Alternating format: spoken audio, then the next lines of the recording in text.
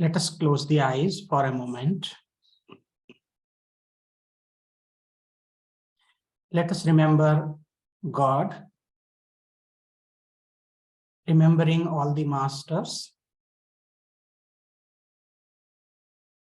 Let us also remember Shri Gurudev on this special occasion, offering our prayers.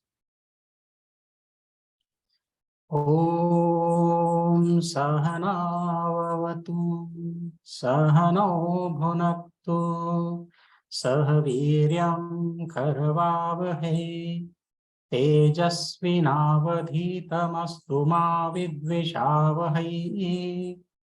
Om Shanti Shanti Shanti. May God protect us all.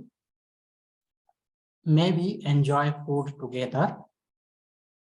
May we meditate and pray together. May we shine in wisdom through our study and discussion. May there be no conflict among us.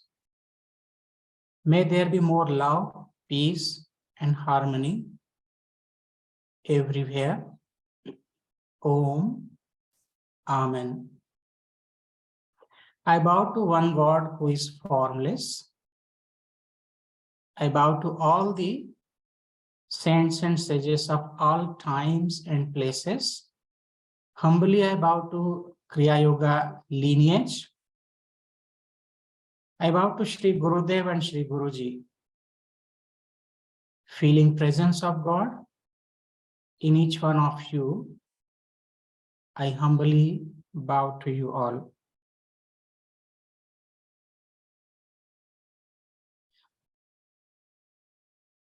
Good morning to all of you who are in USA, and good afternoon to all of you who are here in Sao Paulo, Brazil. We are commemorating Shri Gurudev's 20th years of Mahasamadhi, his physical departure. Shri Gurudev left his physical frame 20 years ago on December 3rd, 2002 in Miami, and now his body is resting in Balighai Puri, India. This is a special occasion to remember Shri Gurudev and to remember his teachings. When we hear this word Guru, a thought comes to our mind. Who is Guru? Sometimes we imagine like Guru is someone who is expert in some specific field. In modern time, we know the terms like computer guru, music guru, business guru. But in spiritual life, this word guru means more than an expert. A realized spiritual master is the guru who is not only a teacher, but he or she plays many roles to guide the disciple. A guru is good psychiatrist, friend, mother, father, a teacher, even a doctor, a mentor, and so on. There are so many different roles a Sadguru has to play in order to lift the consciousness and understanding of the disciple. I remember a mystic poet, Sant Kabir. He said in a song, निगुरे नहीं रहना, निगुरे का नहीं कोई ठिकाना, चौरासी में आना जाना. It's a beautiful song. निगुरे नहीं रहना. I'll tell you the meaning. Nigure nahi rehna means one should not remain without a guru. निगुरे का नहीं कोई ठिकाना, 84 में आना जाना. One who does not have a guru has to roam constantly in the cycle of birth and rebirth. And for him, there is no liberation. And that is why, for a spiritual person, guru is the first condition. The guru is the one who leads the disciple holding the hands, because we don't know how to walk on this spiritual path. In the Kathopanishad, there's a mantra which tells that this path of spirituality, path of discipline, is like Shurasya Dhara. It is like a double-edged sword. And it is a slippery path. There are so many ups and downs.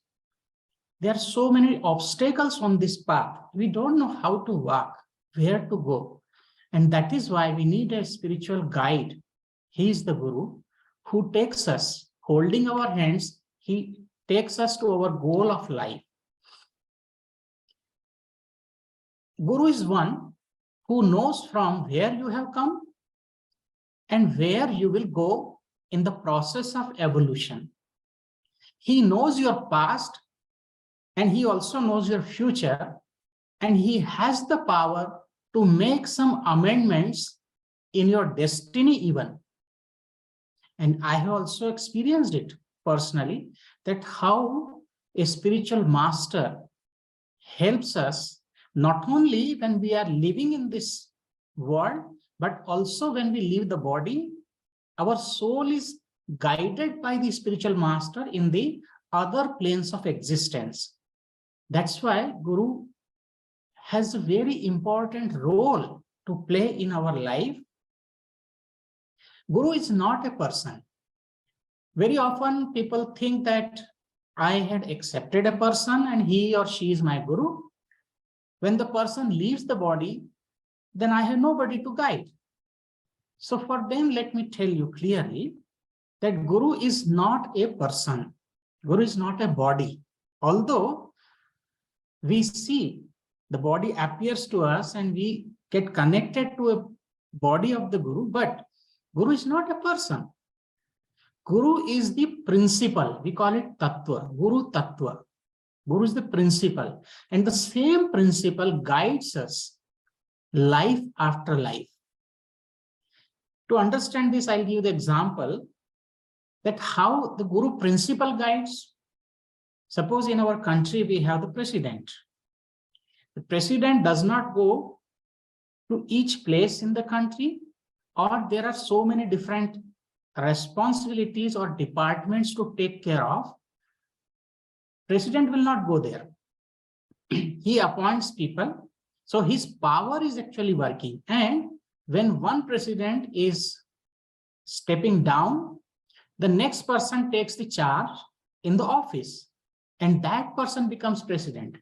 So the body of the president is changing, the person is changing, but the power does not change. It is the same power. Exactly same thing is happening in the spiritual life, that the body of Guru may change, but the Guru principle remains same, and he is guiding constantly us on this spiritual path. So never think that our Guru is no more, or we don't have Guru. We all have Guru.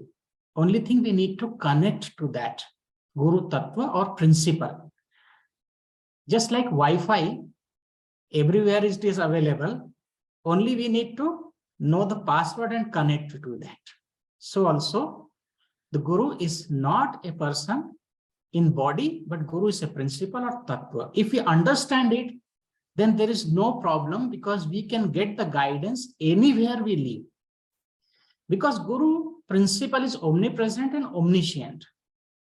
A couple of times, I had asked Sri Guruji if he knows everything about us, and he said, yes, if I want, I can know every single thing about the disciple.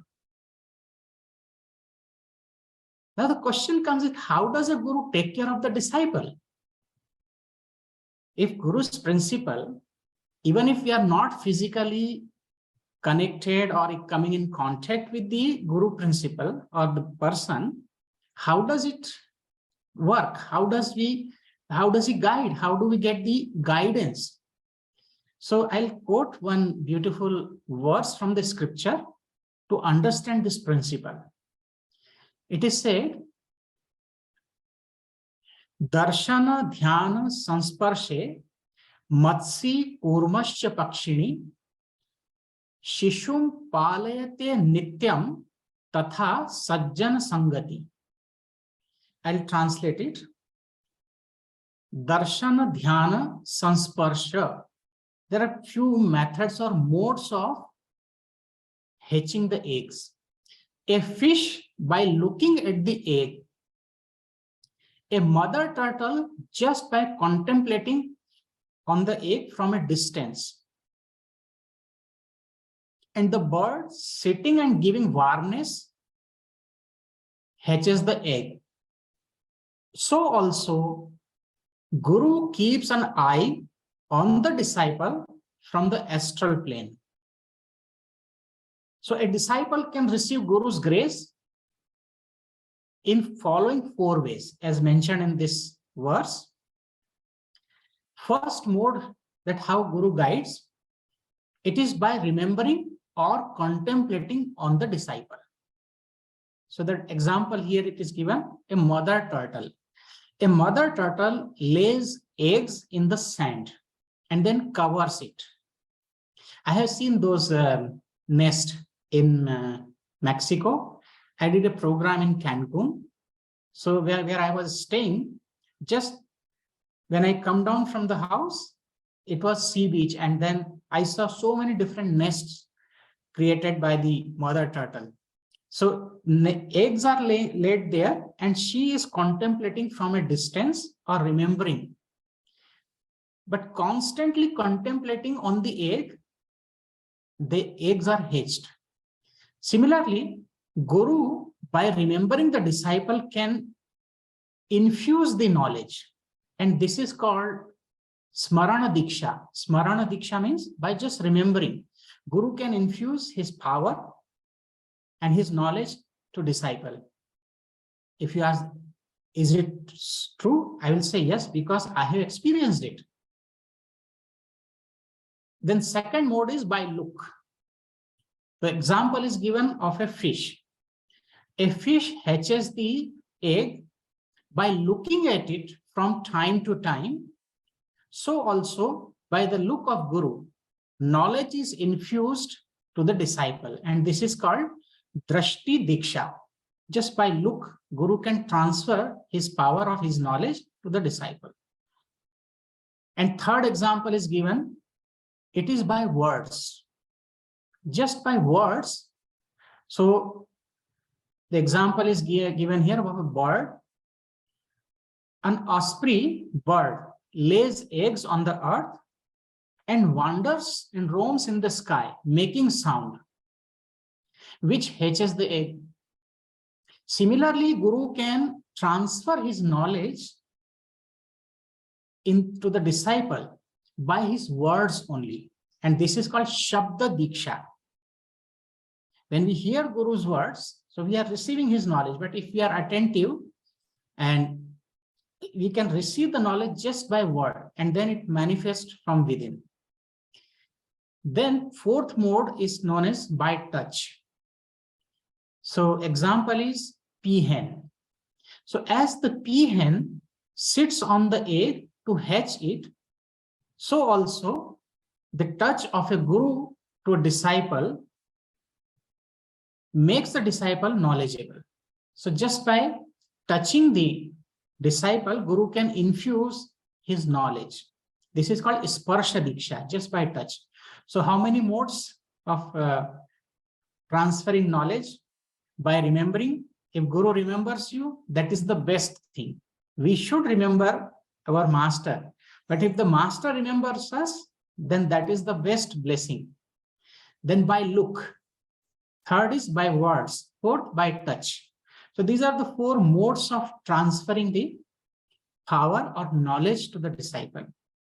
We are very fortunate that Sri Gurudev came to the West and he gave us this beautiful organization and many ashrams to meditate and spread the teachings of Kriya Yoga.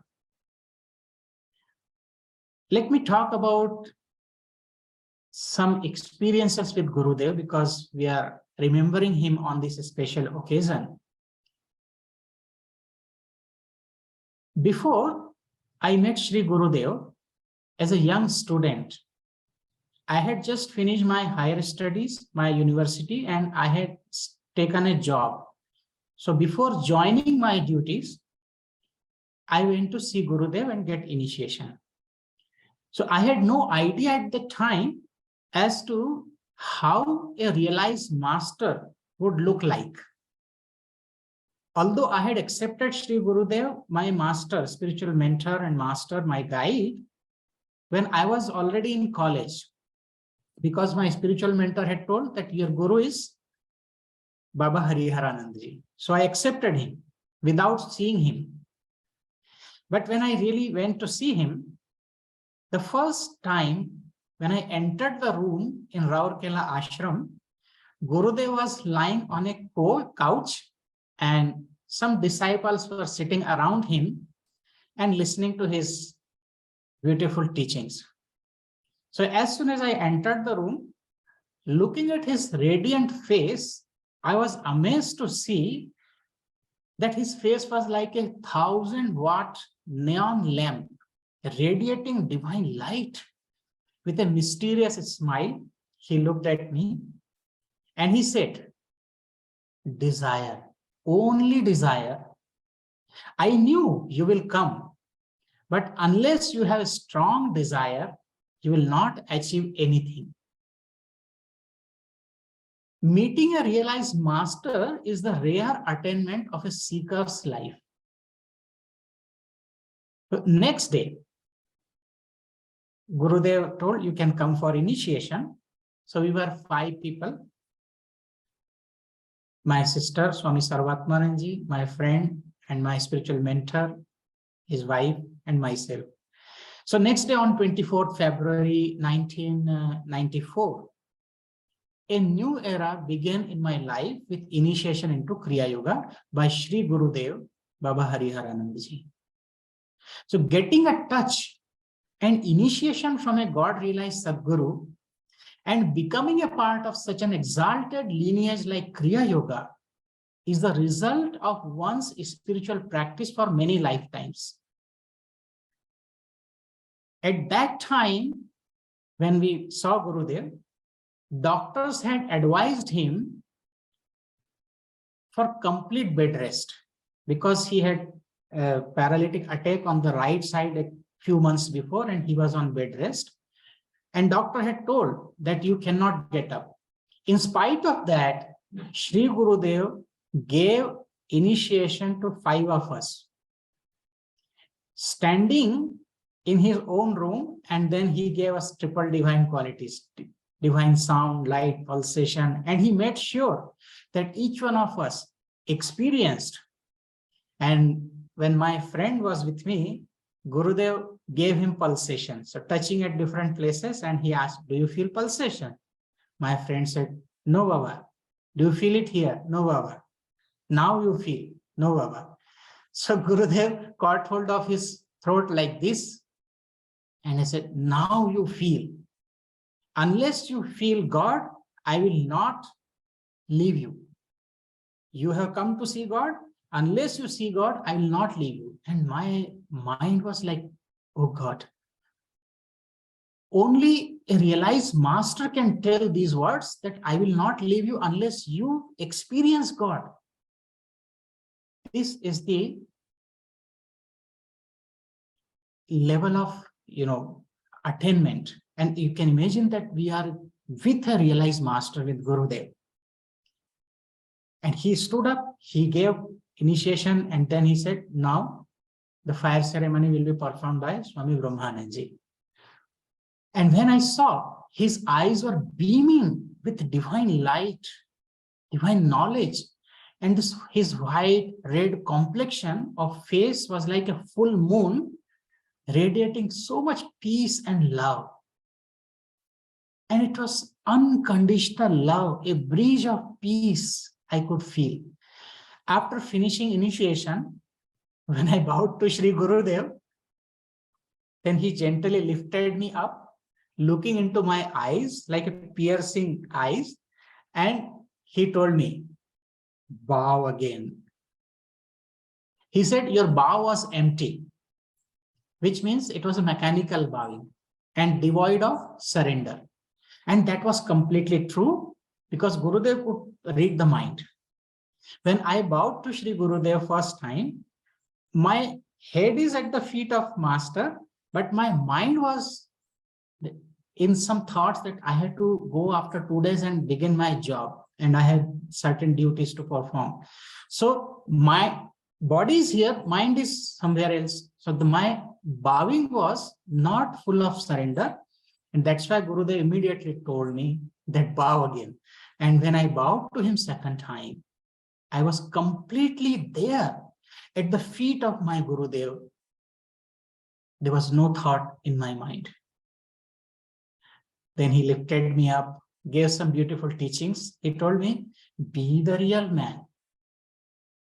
Means from within and from outside, you should not be two different personalities.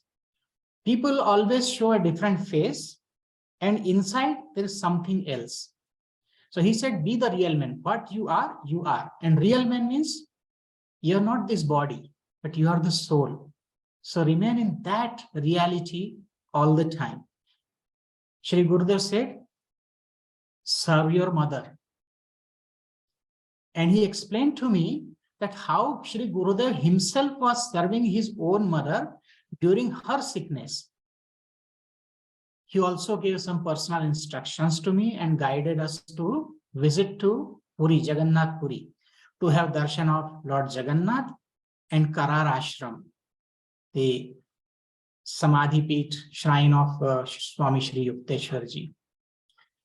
So I spent 2.5 days there with Gurudev at that time. After my initiation, when I returned home and showed picture of Shri Gurudev to my father, he revealed that he had seen Shri Gurudev in 1972 during his visit to Jagannath Puri for this chariot festival. And he has visited Puri for chariot festival, and he did not have a place to stay. And my father didn't want to stay in hotels. So he was searching for some ashram.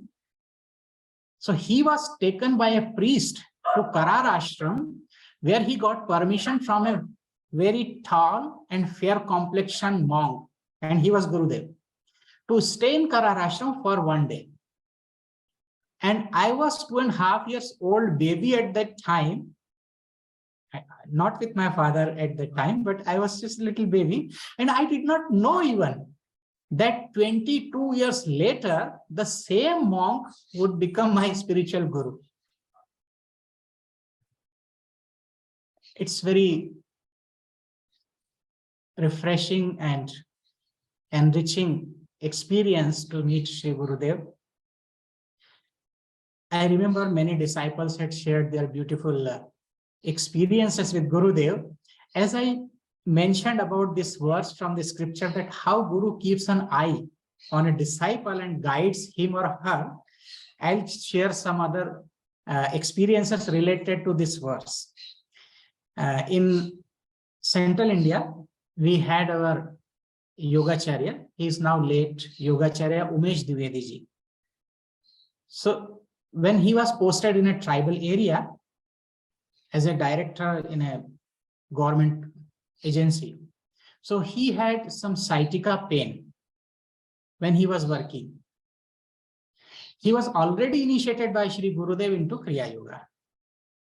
And when his pain was unbearable, his friend referred him to see a local person who did some kind of voodoo and healing to treat such pains. And this man who was healer, you can say, he asked Umesh ji to sit in front of him Then he kept two thin bamboo sticks on either side of him, and this man started chanting some mantras so that this stick would join together and pain will go away. That was his technique. Now this healer was trying for few minutes, chanting the mantra and trying hard. And after sweating, he asked Umesh Baba, "Sir, do you have any spiritual guru?" He said, "Yes, but why you are asking?" He said, "Because my mantras are not working." So the power of mantra is not working for this magical treatment. So when Umesh Dwivedi ji, he told him, yes, he was initiated into Kriya Yoga by Sri Gurudev, then this healer asked him to take permission from Sri Gurudev to treat him. And after Umesh Dwivedi ji, he prayed to Gurudev and asked mentally for permission to treat, for getting this treatment. And then the healer again took these two bamboo sticks, putting them on either side of Umesh Baba, and then he started chanting. And immediately these two bamboo sticks joined together. And in a couple of sessions, Umesh Baba got cured from his sciatica pain. But this is, you see, how Guru protects. That any kind of mantra, tantra, or any negative energy cannot affect you if you are a disciple of a realized master. Whether you remember him or not, but you are already under the fold of your master who is constantly protecting you. In the central India, another disciple, Dr. Arvind Shukla Baba, he lives in Bilaspur. So once he was going to see Sri Gurudev and attend meditation. And Gurudev was staying in a disciple's house. On the way, his motorbike, we call the scooter, his motorbike got some problem and stopped on the way. Arvind Baba tried hard to start it, but it did not work. He was very desperate to see Gurudev. So he started praying mentally that, "Oh Gurudev, please help me, as I want to come and attend your guided meditation. And I'm stuck here with this problem. I cannot move forward." And 5 minutes later, he saw a young man approaching him and asking, "Sir, you seem to be in some kind of trouble. How can I help you?" So Arvind Baba told that he urgently needed to go to see his master and the motorbike was not starting. So young man looked at that and he said, "You need to take it to a garage."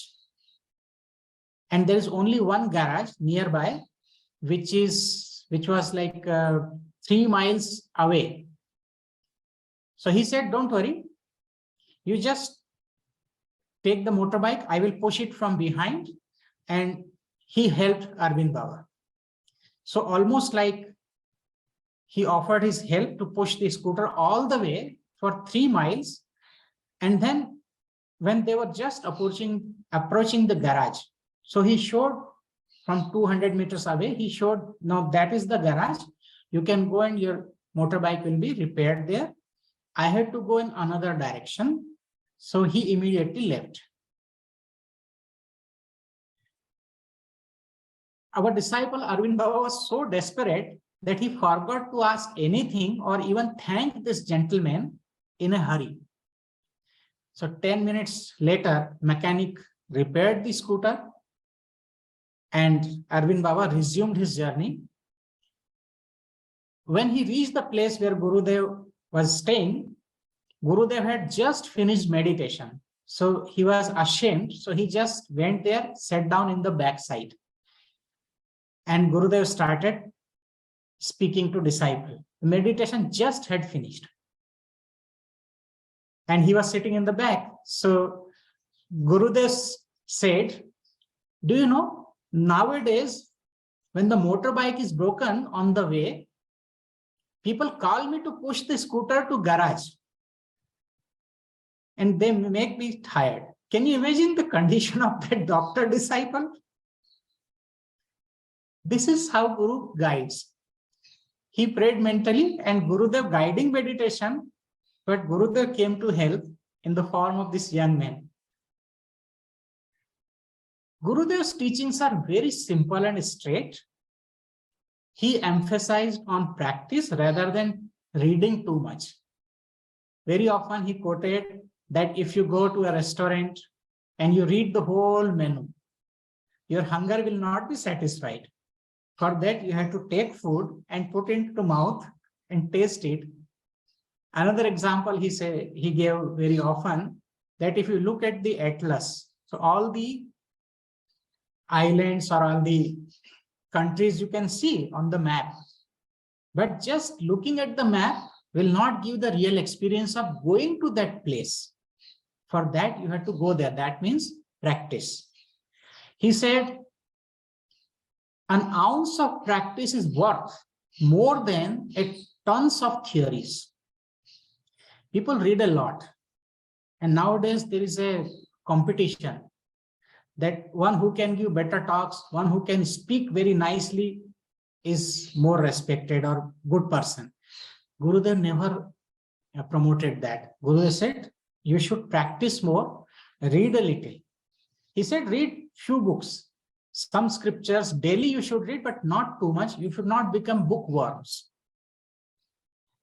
Gurudev always made sure that whoever was coming to him would feel divine perception and meditate in his presence. And we miss Gurudev's company a lot. Shri Gurudev said, I am always within you. You can never erase my love. Sometimes we forget Gurudev. Sometimes we forget to practice Kriya. But Guru never forgets us. His love is always with all the disciples unconditionally, and Guru loves all the disciples equally. He does not discriminate. Our love is divided. More love, less love. I like someone, I dislike someone. But for a Guru, it is not that. For Guru, all the disciples are his own son and daughter. Shri Gurudev very often told, your breath is my presence. Your breath is my presence. That means Shri Gurudev is constantly remaining with us in the form of breath. In every breath, we can feel his presence, like we feel presence of God. There's a Hindi song, Hindi devotional song. सांस सांस में सुमिरन करके बार बार बलि जाऊं, तुम बिन मेरो कोई न भगवन, जिसको मैं अपनाऊं.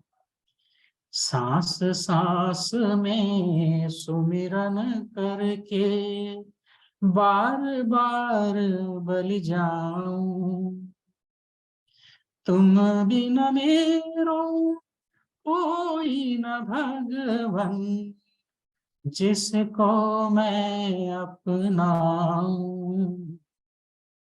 सांस सांस में सुमिरन करके. सांस means breath. In every breath, remembering you, oh my Gurudev, I am surrendering to you in every breath. There's no one who is with me. There's no one whom I can trust in this changeable world. There's no one who is my friend. You are the only one who is always with me. Now let us think, if we live a conscious life, we can feel Shri Gurudev's presence in every breath. We forget our breath and we forget everything. We forget our divinity, we forget our real purpose of life. And remember, Guru never leaves. As we say that physical departure of Shri Gurudev, but Gurudev never leaves. Guru lives eternally in the form of his teachings. Just think that more than 5,000 years ago, Lord Krishna gave the knowledge of Bhagavad Gita to Arjuna in the battlefield of Kurukshetra. Arjuna and Lord Krishna both had a physical frame. The physical body is no more, but those teachings are eternal. And similarly, Guru's teachings are eternal. So Guru lives with his teachings. And those who follow the teachings, they get constant guidance from their master. Gurudev was so compassionate that without any judgment, without any question, he would just help the person. I remember sometime people used to ask Gurudev that I need some money. Can you imagine that you are going to a spiritual master and then you are asking for money? You can earn money with your own effort, but you're asking for money. You're asking for something petty. And this is the mistake we do, that when we go to the spiritual master, what should we ask for? We should ask for the spiritual wealth. We should ask for our spiritual development. We should ask for some knowledge. But what we ask? Petty things. However, so many people used to ask Gurudev that my daughter is not getting married, my son did not get a job, and Gurudev was helping them. Immediately he would give some money, or in whatever way. He never said no to anybody. And that is the sign of a realized master, because he does not judge, he does not question. Gurudev's philosophy that if a disciple has come to me, he should not go empty-handed. Whatever disciple is asking, it should be fulfilled. It is very rare to find such a realized master. I also have seen many monks, many masters also, but I did not see anybody who is like Gurudev, unconditional love, compassionate, and who has attained Nirvikalpa Samadhi, and despite that he is so humble. Gurudev never boasted that I have attained this. Only to inspire the disciples, he used to say that I am God realized. Otherwise, he never claimed. Many disciples have witnessed Shri Gurudev's state of Nirvikalpa Samadhi also, not only in India, but in the West also. We have been in contact with Shri Gurudev, and now Shri Guruji is the carbon copy, as Gurudev used to say that he is my carbon copy, means he is exactly same. Guruji is same as Gurudev, and I have experienced that those qualities or powers which Gurudev had, Guruji is also having exactly same, and more than that, he has manifested, reflected in his life. So today, when we are remembering Shri Gurudev, we should also remember his teachings. Gurudev always told us to remain humble. When we practice Kriya Yoga, it should make us more humble. When Gurudev was writing letters to his disciples, he was always signing it at the end below, humble Hariharananda. I had never seen anybody who was writing like humble Hariharananda. Isn't it a big example that how he lived his life? And similarly, we should also live our life in humility, in love, in knowledge. But what we do, despite learning from him, despite having his association or company, what is our change? If staying with him, we could not change our habits or our behavior, then it is a wastage of life. Divine incarnations, realized masters, they come to give an example to us that follow these teachings, follow me how I am behaving, how I am practicing, and you can also attain the same state which I have attained. That is what the example we learn, we see from Gurudev's life. And if we do not take the advantage of this beautiful opportunity, then it is a permanent loss. That is what Gurudev reminded us.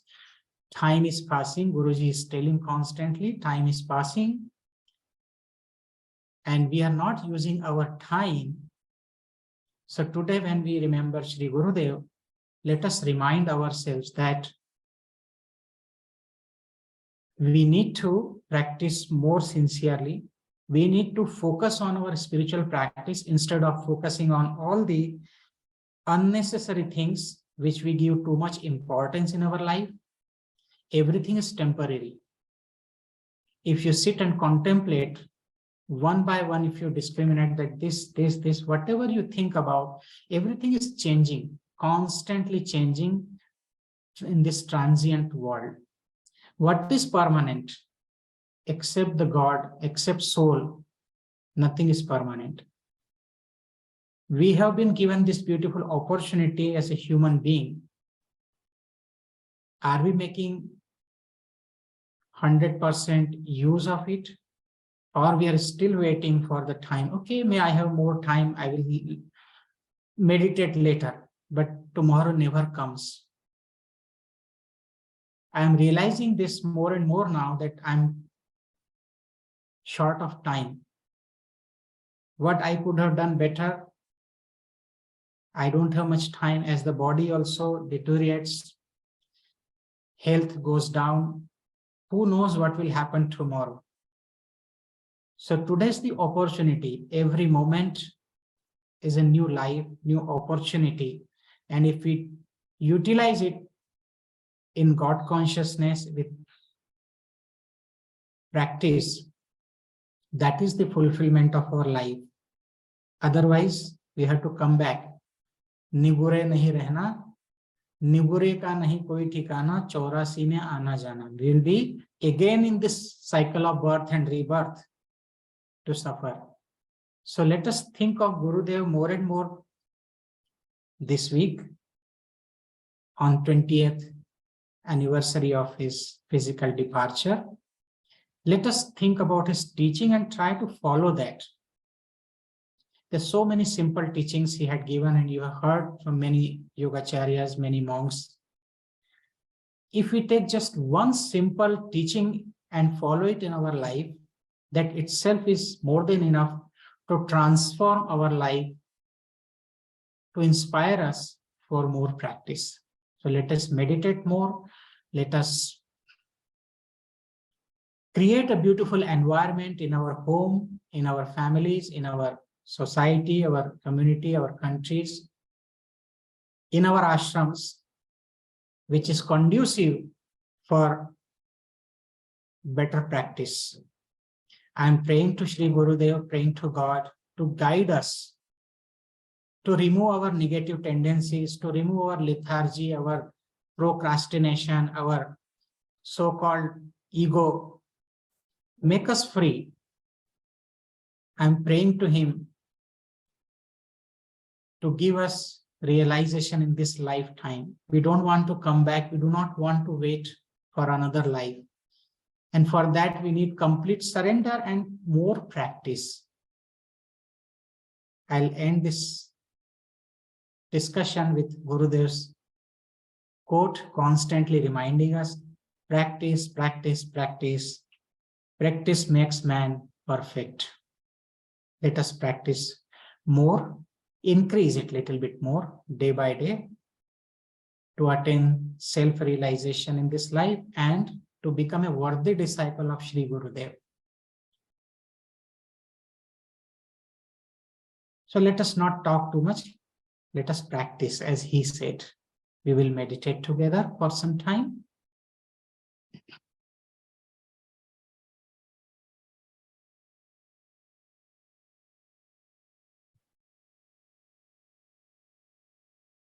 Please keep your spine straight.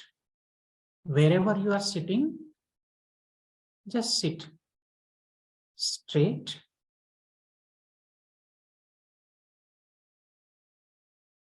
Close your eyes.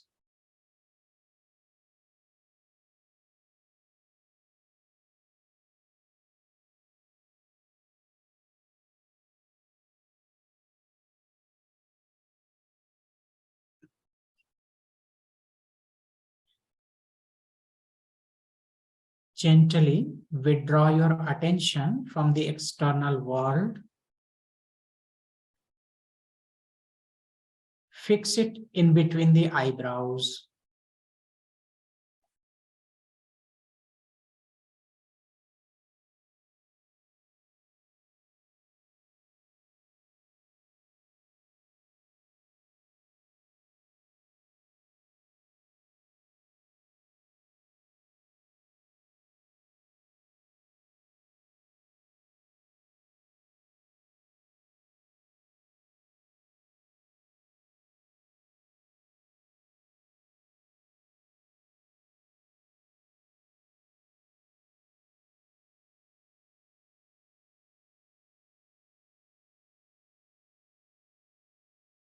Just watch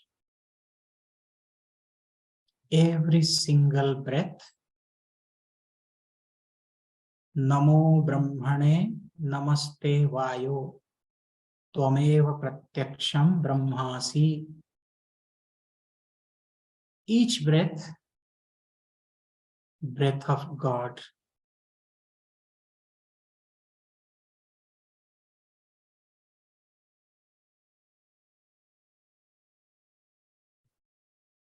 Initially, you can feel little friction from the nostrils, breath going to the lungs.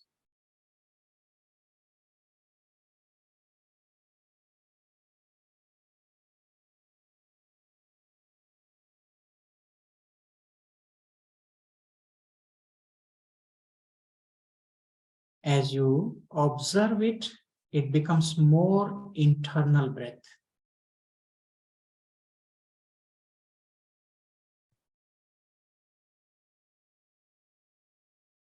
Shri Gurudev said,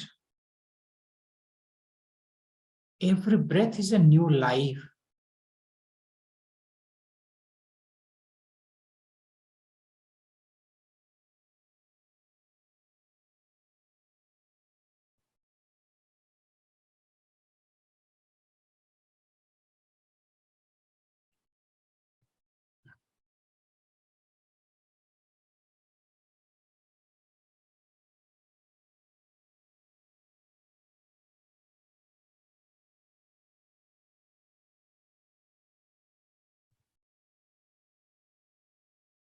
As you become conscious of your breath,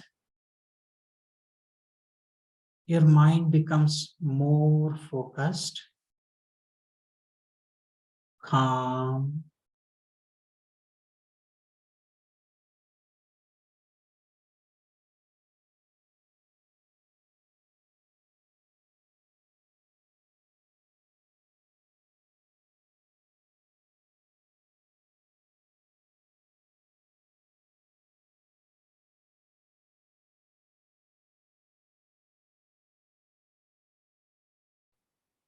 let us offer our love to Shri Gurudev.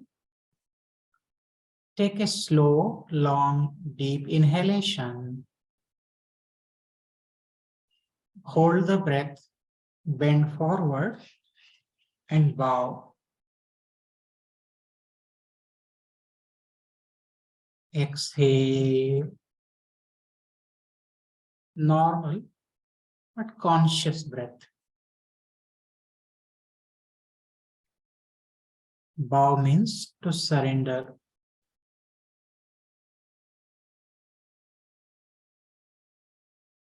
O Gurudev, I am at thy feet. Please help me.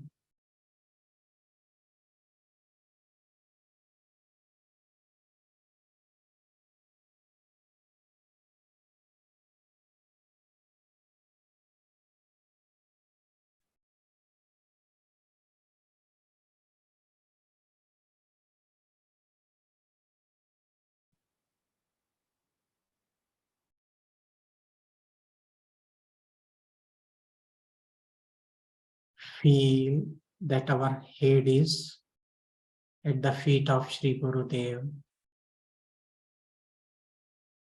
Guru is the principal, Tattva.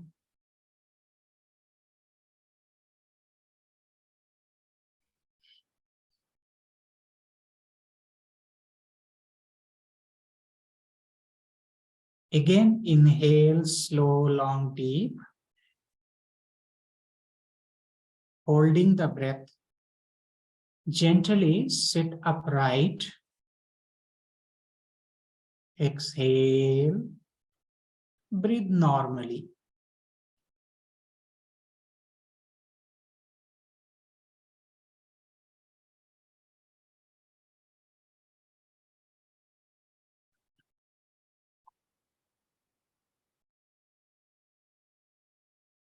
Let us practice some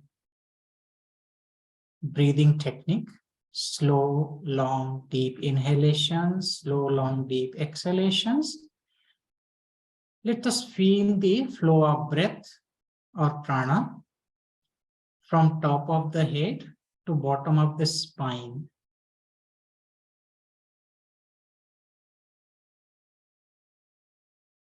When we inhale, we will feel love within. When we exhale, let us feel peace within and around.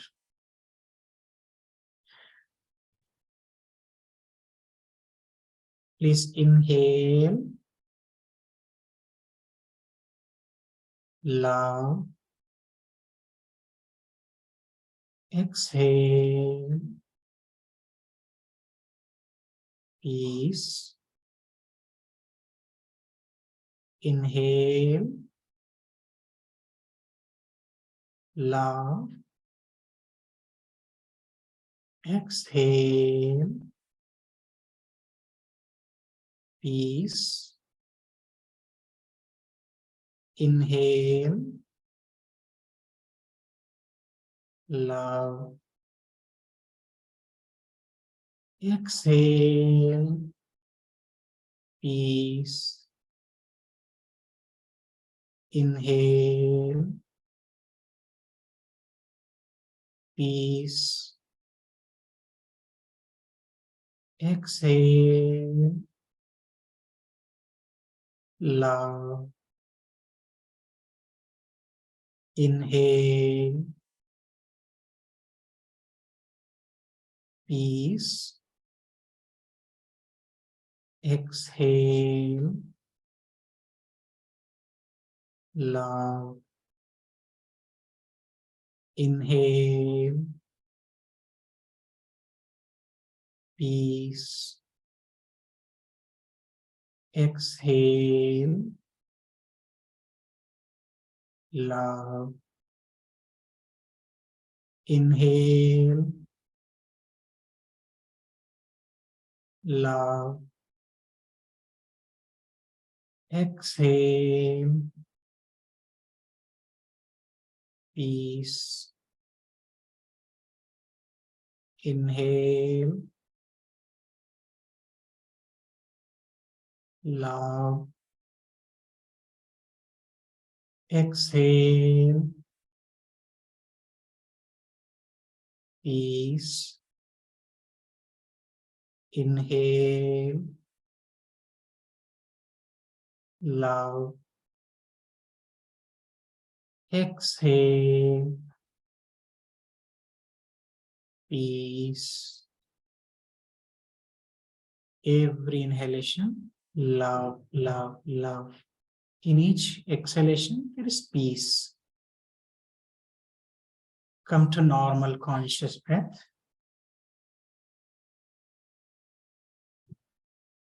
Your breath becomes very slow and feeble. You're completely relaxed. Mind is very tranquil. Just remain inside the cranium, inner space, and silently meditate.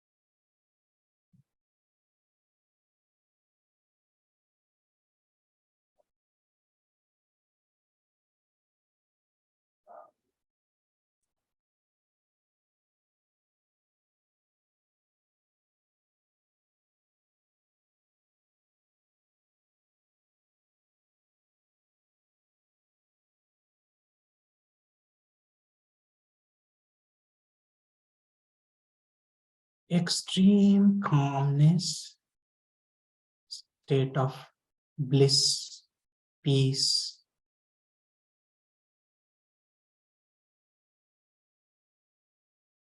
Concentrate in the soul center in between the eyebrows.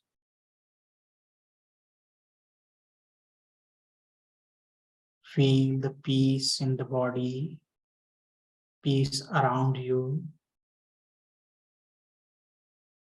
Let this peace manifest in our family, in our home, society, in the country, and in the entire cosmos.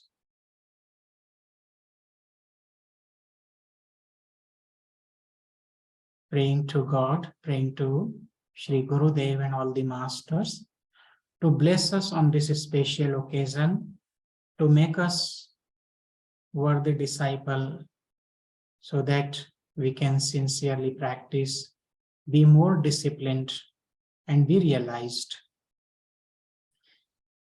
Om Sarve Bhavantu Sukhinah, Sarve Santo Niramayaha, Sarve Bhadrani Pashyantu, Ma Kaschid Dukkha Bhag Bhavet.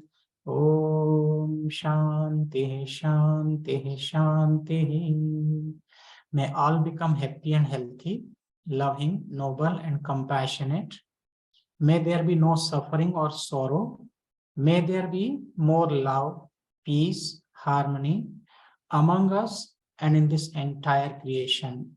May the blessings of God, all the masters, blessings of Sri Gurudev, Sri Guruji, be upon us all and everywhere. Om. Amen. Thank you all. Open your eyes.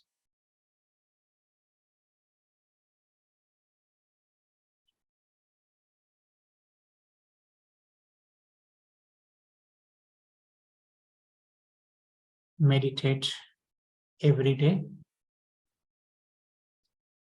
Think of God, think of Gurudev in every breath. Be realized. I am happy to spend a little time with all of you. Hope to see you again sometime in person. Thank you all. I bow to divinity and I bow to Gurudev in each one of you. Jai Guru.